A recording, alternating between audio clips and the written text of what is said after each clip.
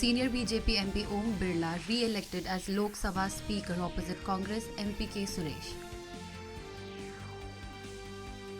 India is moving towards 8% GDP growth in sustained manner, says RBI Governor Shaktikanta Das.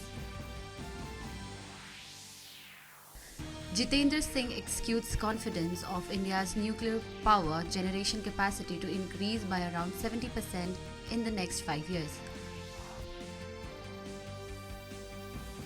Minister of Road Transport and Highways Nitin Gadkari stated the importance of Global Navigation Satellite System GNSS for toll collection being effective and viable. The Supreme Court today allowed Delhi Chief Minister and Aam Aadmi Party AAP National Convener Arvind Kejriwal to withdraw his petition on liquor policy case.